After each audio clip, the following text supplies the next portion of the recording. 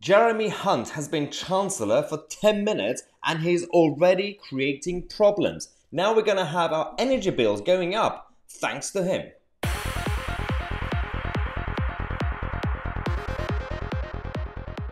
Welcome back to the show, everybody. As I always say, who died and made these people God?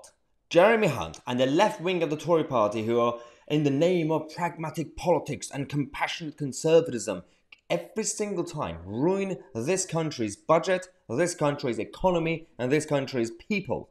And we know that every single time we have the politics of consensus that you had since the Second World War. And you have everybody from your Wilsons to Ted Heath to Macmillans, and now Jeremy Hunt and Starmer and Rishi Sunak. These guys, they follow the consensus, and it's all about centralizing all powers and globalism and big government. They manage to trick the people every single time until people have had enough. And it happened in 79 and the 80s when people realized, well, things don't really work out the way they were supposed to be. Jeremy Hunt's great mistake is now going to be costing us, ordinary people, up to £5,000 per energy bill. This is absolutely mental. Is it not just completely his fault, but his types of politicians, people like him, who created this issue, from Nick Clegg to David Cameron and all these guys who banned or stopped the building of nuclear plants, to extracting shale gas, to actually just diversifying our energy portfolio. And in Germany, for example, going and begging Putin for oil and gas, now it's creating some problems. All your green crap ideas, now people need actual energy you can't provide. And Liz Truss had to create a price cap. And then Jeremy Hunt, and obviously Rishi Sunak as well, they get rid of it. They say, well, actually, no, we're going to completely ignore the budget. We're going to completely ignore Liz Truss.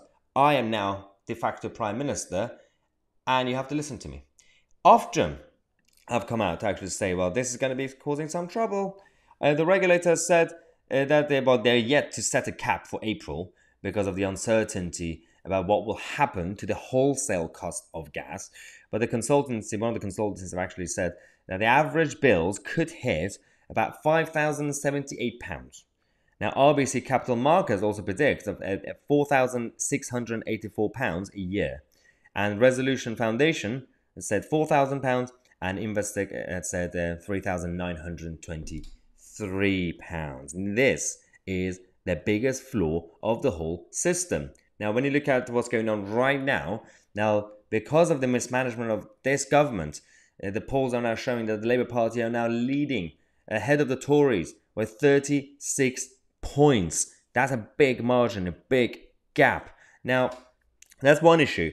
But veteran Tory MPs warned that Liz Truss only just has a bit of a week or two as Prime Minister, and she's going to have to resign. And this is one thing. Ben Wallace, as we said on the channel yesterday, is seen to be the potential unity candidate. Because on the one hand, you have some people pushing for Penny Mordaunt and Rishi Sunak to have a pact. Some people are talking about Michael Gove, and some people are talking about Jeremy Hunt, who is already in power, essentially. And then, of course, there's a big chunk of the Tory membership who want to bring back Boris. And we're going to be talking about the return of Boris Johnson on this channel in one of the videos that we're going to be doing today. We were going to come back every half an hour to give you more updates on what's happening in and out of this country. The next video in about half an hour is going to be about the widespread protests and uprising in France against big government and globalism. Subscribe to the channel. I'm Tousi, and we are the media.